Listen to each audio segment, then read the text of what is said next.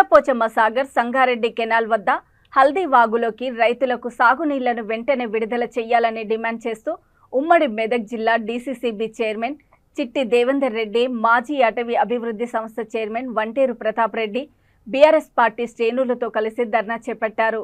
Kondapochamma Sagar Sangareddy canal నుండి హల్దీ వాగులోకి రైతుల పంటలకు సాగునీరును విడుదల చేయకపోతే రైతులతో కలిసి పెద్ద ఎత్తున రాజీవ్ రహదారిని దిగ్బంధం చేస్తామని చిట్టి దేవేందర్ రెడ్డి, వంటేరు ప్రతాప్ రెడ్డి కాంగ్రెస్ ప్రభుత్వాన్ని హెచ్చరించారు.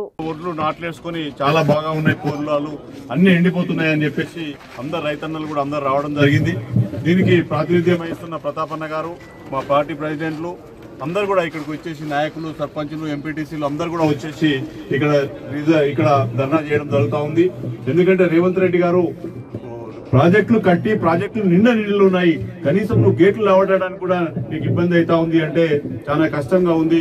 ఇక్కడ కొండపోచమ్మలో చాలా నీళ్లు ఉన్నాయి. కంపల్సరీగా రేపే మీరు ఆదేశాలు ఇచ్చి తప్పకుండా ఈ ధర్నా కోసం అన్నా మీరు దృష్టిలో పెట్టుకుని తప్పకుండా రేపు హల్దీవాగులకు నీళ్లు ఇవ్వాలని మేము కోరుకుంటా ఉన్నాం.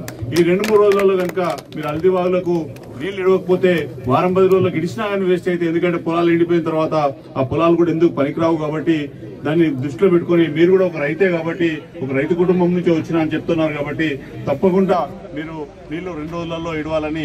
ఇంతకు ముందుకైతే మేము హరీష్ అన్నకు ఫోన్ చేసి ఆ ఫోన్ లోనే హరీష్ అన్న అధికారులకు ఆదేశాలు ఇస్తా ఉండే, హల్దీవాగులో నీళ్లు కావాలంట, మా గజ్వేల్ ప్రజలకు రైతులకు అందరూ కూడా నీళ్లు కావాలంటే నీళ్లు కాలువలు ఇప్పండి అని చెప్పేసి ఇమీడియట్ గా చెప్తా ఉండే.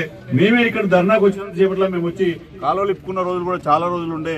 కాబట్టి మీరు కనుక చేయకపోతే ఒక 2-3 రోజులలో ఆ పని మేము మళ్ళీ చేయవలసి వస్తుందని మీకు హెచ్చరిస్తూ